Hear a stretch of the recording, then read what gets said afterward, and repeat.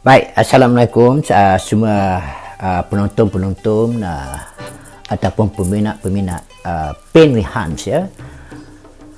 Paint with Hans Style. Okey, saya Nazli Hamzah ataupun Hans. Okey. Baik, episod saya kali ini agak berbeza sedikit ya, sebab saya hanya mempamerkan karya ini, okey. Sebab saya nak ajak semua penonton menghayati ya karya ini. Okey, saya cerita sikit ya. Baik, melukis pokok kelapa ni sebenarnya saya dah mulakan sejak awal 80-an lagi dulu ya. Tapi masa tu saya baru lagi berjinak-jinak dengan bahan-bahan seperti cat minyak ataupun akrilik ya, ataupun dengan bahan-bahan seperti juga pastel, okay, poster color terutamanya dan watercolor ya. Tapi hati saya sangat sudah jatuh hati dengan cat minyak. Jadi cat oil paint ni saya mula terlibat sejak awal 80-an lagi hinggalah sekarang ya. Baik, tak silap saya ini adalah karya saya yang ke-7 ya, yang ke-7. Jadi 6 karya sudah pun disapu orang ya. Okey. Baik, karya saya tentang pokok kelapa ni yang pertama sekali saya lukis, tak silap saya tak ingat dah tarikh tu ya. Okey, dibeli oleh salah seorang yang terkenal juga di Malaysia ni, tapi tak perlulah sebut nama dia ya. Okey, seorang Tan Sri yang membeli karya saya dalam satu pameran ya. Lepas tu saya buat lagi ya, juga dibeli oleh salah seorang datuk, okey, tentang pokok kelapa juga. Okey, karya saya yang ketiga juga dibeli oleh seorang datuk ya di Kuala Lumpur, tak silap saya. Okey. Lepas tu saya buat lagi, juga dibeli oleh seorang ahli perniagaan berbangsa Cina ya di Terengganu ni. Okey, saya buat lagi, okey, untuk satu karya di pertandingan ya,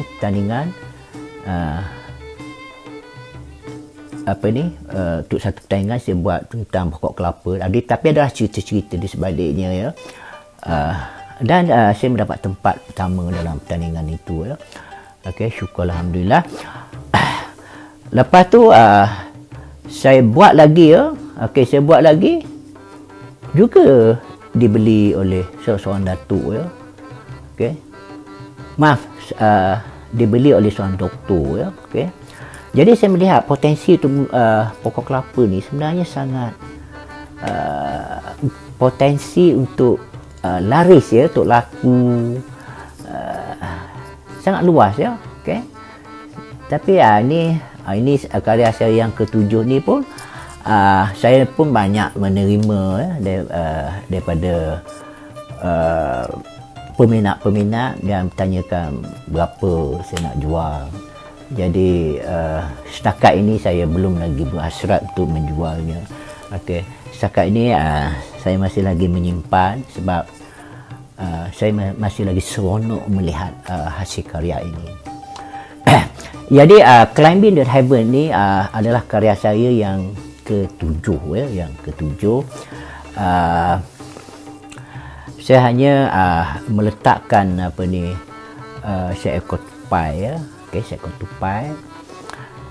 Jadi bagi tupai ini, pokok kelapa ini dianggap sebagai satu syurga bagi dia ya. Okey, sebagai satu syurga bagi dia, sebab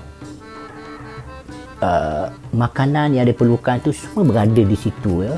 Baik dari segi bunga dia, baik dari segi umbut kelapa dia, ataupun pucuk-pucuk kelapa, isi air kelapa, begitu juga dengan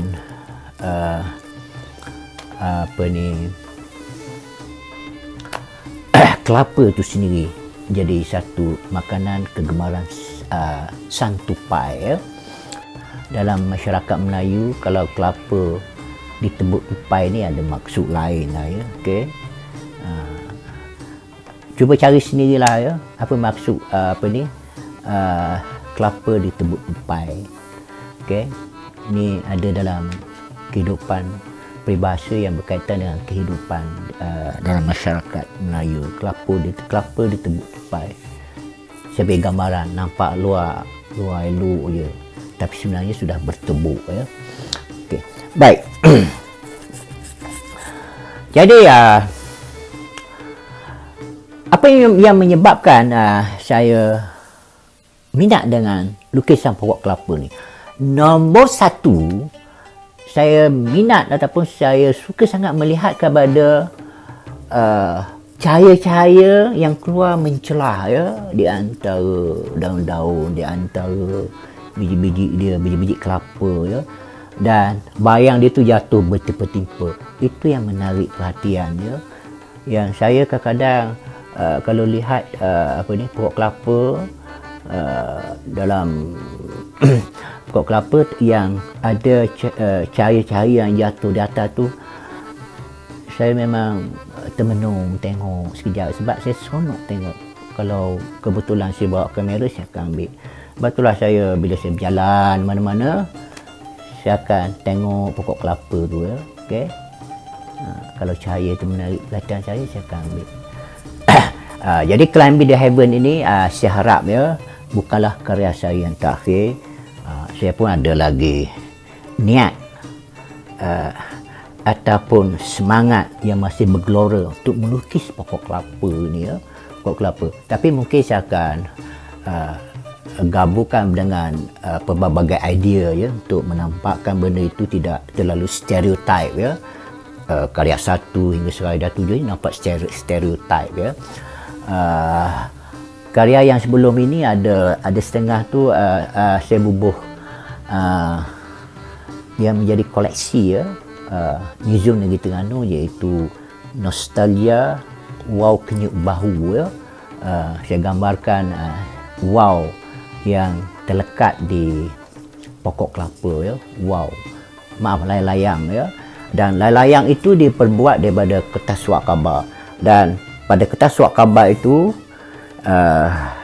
mengingatkan saya bahawa semasa saya kecil saya suka buat wow, tapi kita tak mampu nak beli kertas warna. Kertas warna masa itu, kalau tak silap saya, tahun